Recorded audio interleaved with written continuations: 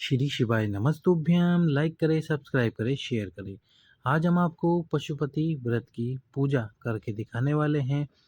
पशुपति व्रत की पूजा किस प्रकार से करनी है। सुबह आपको थाली को जमा लेना है, जिसमें आप जो भी सामग्री भगवान शंकर को समर्पित करना चाहते हैं वह समर्पित करें।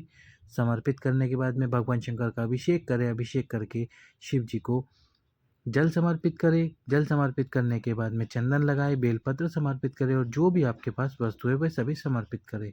सुबह थाली को ले जाकर घर पर रख दीजिए। शाम के समय मीठे का प्रसाद बना लीजिए। प्रसाद पूरा आपको प्लेट में लेना है। 6 दीपक जिसमें आपने घी डाल रखा हो और बात लगा रखी हो। शाम के समय आपको इसके अलावा कोई अतिरिक्त वस्तु नहीं रखनी। यदि आप शाम को बेलपत्र समर्पित करना चाहते हैं तो सुबह ही थाली में एक बेलपत्र छोड़ दीजिए। शाम के समय पे केवल केवल आपको भगवान शंकर के शिवलिंग पे छींटा मारना है और उसके बाद में चरणों पे मनोकामना पूर्ति उपाय करना है।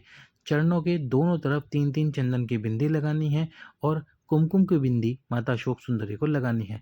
जब पूजा पूर्ण हो जाएगी उसके बाद हम इन 6 बिंदियों से थोड़ा थोड़ा चंदन लेंगे और कुमकुम से थोड़ा सा लाल कुमकुम लेंगे और फिर अपनी मनोकामना बोलते हुए हमारे मस्तक पर एक बिंदी लगाएंगे।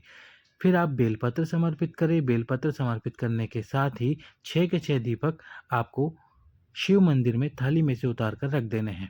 इसके बाद में प्रसाद के 3 हिस्से करें। पहले 3 हिस्से करें, उसके बाद में आपको दीप प्रज्वलित करने हैं। इस बात का विशेष ध्यान रखना। प्रसाद के 3 हिस्से करने के बाद में आपको दीप प्रज्वलित करना है। पहला दीप जब आप प्रज्वलित करेंगे तो आपको आपकी मनोकामना बोलनी है। दूसरा दीप प्रज्वलित करें, तीसरा दीप, चौथा दीप और पांचवा दीप। 6 में से 5 दीप ही आपको प्रज्वलित करने हैं। 5 दीप प्रज्वलित करके प्रसाद का एक हिस्सा और साथ में एक दीपक जो हमने प्रज्वलित नहीं किया है उसको वापस हमको हमारी थाली के अंदर रख लेना है। यदि अभी तक आपने लाइक नहीं किया है, सब्सक्राइब नहीं किया है तो लाइक, सब्सक्राइब, शेयर कर दीजिए। इसके बाद में हमको छठवें दीपक को अपनी थाली में रख लेना है और प्रसाद के एक हिस्से को अपनी थाली में रख लेना है। अब हमको हमारे घर की तरफ चलना है। घर में प्रवेश करते समय सीधे हाथ पर हमको वो 6वें नंबर का दीपक प्रज्वलित करना है। आप देख सकते हैं चंदन लेकर और कुमकुम थोड़ा सा लेकर शिवलिंग से हमको अपनी मनोकामना बोलते हुए अपने मस्तक पर चंदन लगाना है। इस प्रकार से आपको ये 5 सोमवार की पूजा करनी है। यदि किसी सोमवार में आप रजस्वला हो तो फिर उस दिन केवल व्रत करें, शाम की पूजा ना करें। शिव मंदिर आप नहीं जा पाएंगे, जिस व्रत में आप पूजा करेंगे शाम की और सुबह की वही व्रत आपका माना जाएगा। और इस प्रकार 5वां व्रत करके